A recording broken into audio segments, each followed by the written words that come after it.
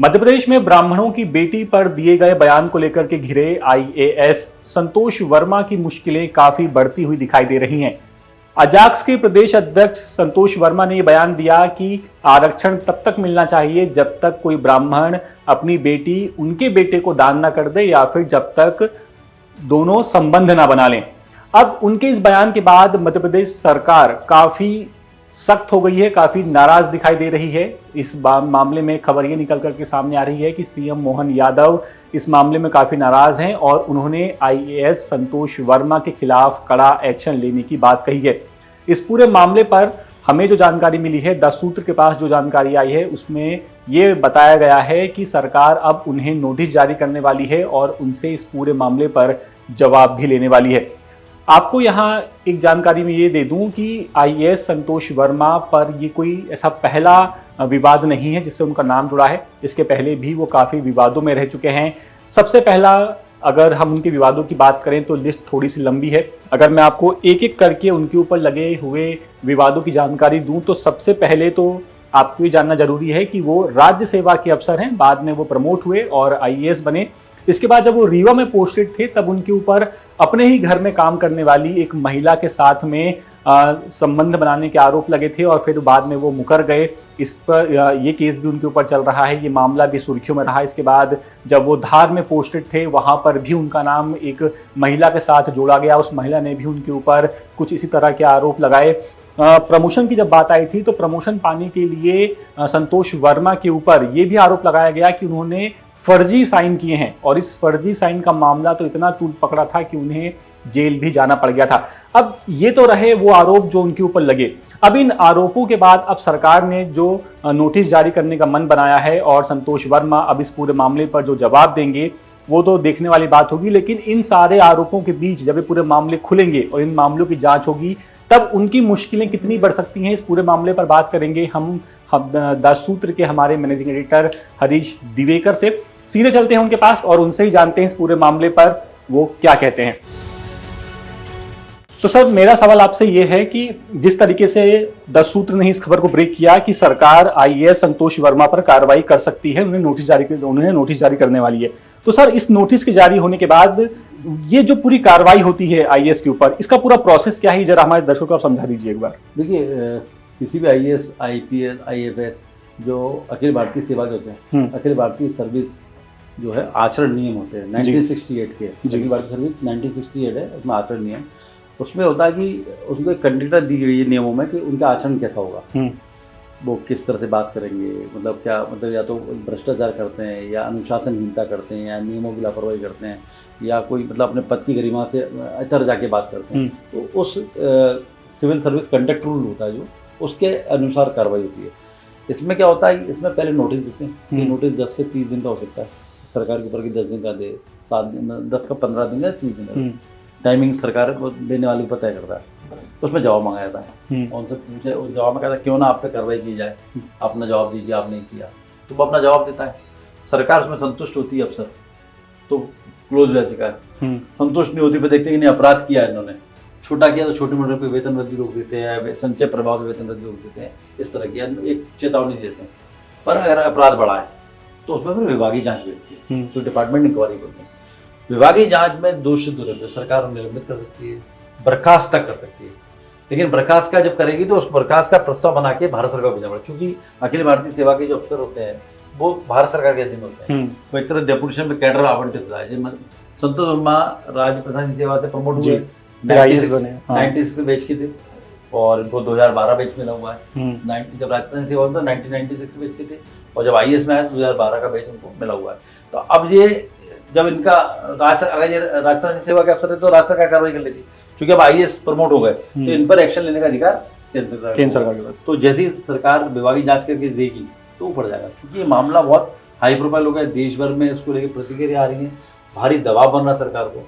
और एक दूसरी वजह भी इसके पीछे है, एक अजाक्स संगठन के 2 फड़ हो गए हैं, तो बहुत सारी इसके पीछे कहानी है। तो मिस्र से कुल मिला के संतोष वर्मा जो है भारी परेशानी में गिर गए।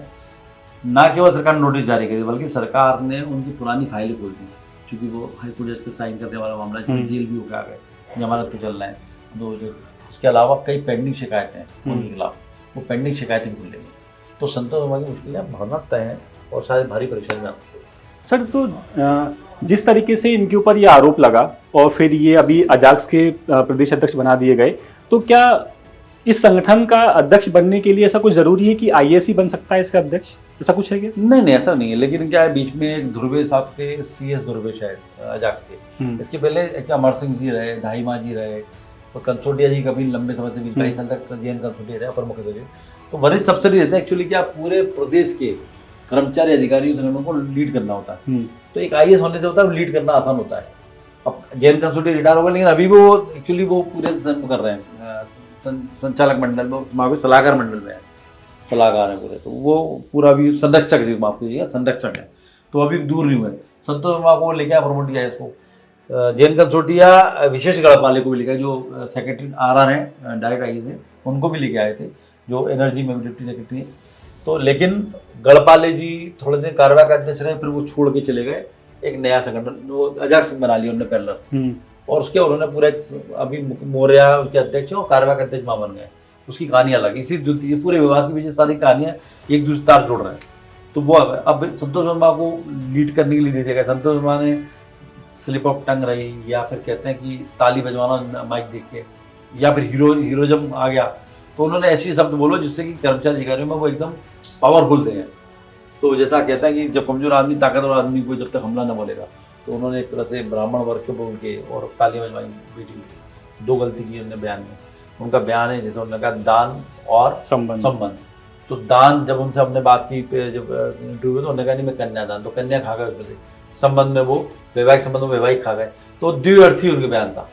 बचने के लिए उन्होंने रखा कि ये चूंकि संतोष बहुत स्मार्ट है, मतलब ऐसा नहीं है जो हाई कोर्ट के जजों को साइन कर सकते हैं, तो स्मार्ट है, तो उन्होंने बचते हैं। जब बात आई बोला नहीं दान का कन्यादान था और संबंध का वैवाहिक संबंध था। लेकिन भले ही बचने के लिए माफी मांगी, लेकिन बात वायरल हो गई, किसी की अस्मिता, किसी बेटी की बात आ रही है, किसी समाज की बेटी बात है, मामला बड़ा हो गया और वर्ग संघर्ष की स्थिति बन रही है। मुख्यमंत्री चिंतित है, मुख्यमंत्री इस मामले पूरी फाइल उड़वाई, रात को देर रात तक फाइलें देखी, समझा पूरा मामले, और फिर निर्देश दिए कार्रवाई की जाएगी। तो उस कार्रवाई के आधार पर 1-2 दिन में नोटिस जारी हो जाएगा सिविल सर्विस कंडक्ट में। ऐसा जैसे कि एक बात और पूछना चाहता हूँ आपसे, जैसे मान लीजिए कोई आम आदमी है, अब उस आम आदमी ने कोई अपराध किया, तो पुलिस या तो उसे सीधे गिरफ्तार कर लेती है कि भैया हम तो जा रहे हैं, पूछताछ करेंगे, गिरफ्तार कर लिया आपको, क्योंकि अब ये IAS हैं, तो क्या इनकी ऐसी गिरफ्तारी हो सकती है डायरेक्ट, कि इन्हें पहले मतलब नोटिस दिया जाएगा, फिर से इनको बुलाया जाएगा कि आइए आप, हम तो आपसे पूछताछ करेंगे, इस तरह का कुछ? नहीं, ये तो राष्ट्रपति राज्यपाल इन लोगों के लिए है इस तरह का कि कोई भी गिरफ्तार हो सकता है संविधान में। IAS कोई भगवान थोड़ी होता है। IAS तो एक नौकर, सर्वेंट, वो है सर्विस, शासकीय नौकर है, मतलब सेवक है। वो तो अगर FIR होती है और FIR के अंदर धाराएं गैर जमानती होती हैं, और जो 7 साल से 10 साल के ऊपर, तो गिरफ्तारी प्रावधान है। वो पुलिस के ऊपर गिरफ्तारी करे नहीं करे, अगर पक्ष जो है दावा बना तो गिरफ्तार होना, उनको जमानत करना पड़ेगी। और 7 साल 10 साल के ऊपर की जमानत हाईकोर्ट तक जमानत होगी। और जैसे इनके ऊपर आरोप लगे, काफी गंभीर आरोप है इनके ऊपर देखा जाए तो। नहीं, तो ये भावना भड़काने, वर्ग संघर्ष को, वो वर्ग संघर्ष की हो गई ना, वर्ग संघर्ष कराते हैं, देशद्रोह कराते हैं, या राज्य को ऐसी स्थिति में लाते हैं जहाँ कानून व्यवस्था बिगड़ती है, लॉ एंड ऑर्डर बिगड़ता, तो वो गंभीर धारा बनती है। और FIR के लिए अभी मैं पढ़ रहा था कि काशी के ब्राह्मणों ने मांग की, 2 दिन में नहीं किया, तो ग्वालियर में, मैहर तक भी काफी बवाल मचा हुआ है। वो सभी जगह प्रदेश भर में, जिले भर में, वो मुख्यमंत्री की चिंता का विषय है कि वर्ग संघर्ष इस चीज में बने। अब अभी तक क्या वर्ग संघर्ष ग्वालियर चंबल से हो रहा था, एक अनिल मिश्रा एडवोकेट है, उन्होंने अम्बेडकर मूर्ति को लेकर अभी तक मामला चल रहा था कि प्राइवेट व्यक्ति, निजी व्यक्ति दल के द्वारा। अब लेकिन शासकीय सेवक IAS तो मुख्यमंत्री की जवाबदारी नहीं, तो उनकी सरकार का जिम्मेदार आदमी अधिकारी है, और वो इस तरह बयान देता है, वर्ग संघर्ष का कारण बनता है, तो सरकार के लिए जवाब देना मुश्किल है। तो उस सबको देखते हुए कल लंबी बैठक के बाद एक निर्णय लिया कि संतोष वर्मा पर कार्रवाई की जाए। पहले सिविल सर्विस कंडक्ट को नोटिस दिया जाए, उनका जवाब आएगा, और जवाब का परीक्षण किया जाए, जवाब अगर सही है तो फिर देखा जाएगा, नहीं तो अगर जवाब सही नहीं है तो फिर कार्रवाई होगी। और मामला अपराध बड़ा बनता है तो फिर छोटी कार्रवाई नहीं होगी, बड़ी कार्रवाई के लिए विभागीय जांच होगी। विभागीय जांच दोषी पाए जाते हैं तो उनकी मुश्किलें बढ़ जाएंगी, उनको निलंबन से बर्खास्तगी तक का मामला सकता है। और वैसे ही वो पहले से हाईकोर्ट के मामले में वो जेल तक जा चुके हैं, तो उनकी परेशानी बढ़ सकती है। ठीक, बहुत बहुत धन्यवाद सर। सर को हम बहुत बहुत धन्यवाद देते हैं इस पूरे मामले को हमें अच्छे तरीके से समझाने के लिए। तो जैसा कि सर ने बताया कि संतोष वर्मा फिलहाल काफी मुश्किलों में हैं, और अगर सरकार ने उन्हें नोटिस दे दिया, उनसे जवाब मांगा, चाहे 7 दिन के अंदर, चाहे 15 दिन के अंदर, चाहे 30 दिन के अंदर उन्हें जवाब देना होगा। और अगर उनके जवाब से सरकार संतुष्ट नहीं होती है तो मान के चलिए कि IAS संतोष वर्मा काफी मुश्किलों में पड़ने वाले हैं। फिलहाल इस वीडियो में इतना ही। हम आपसे जल्दी मिलेंगे किसी दूसरी खबर में। तब तक के लिए नमस्कार। लेटेस्ट, इन्वेस्टिगेटिव और इन डेप्थ खबरें देखने के लिए ज्वाइन कीजिए द सूत्र का व्हाट्सएप चैनल, सब्सक्राइब कीजिए यूट्यूब चैनल, लाइक कीजिए फेसबुक पेज और पढ़ते रहिए www.daसूत्र.com।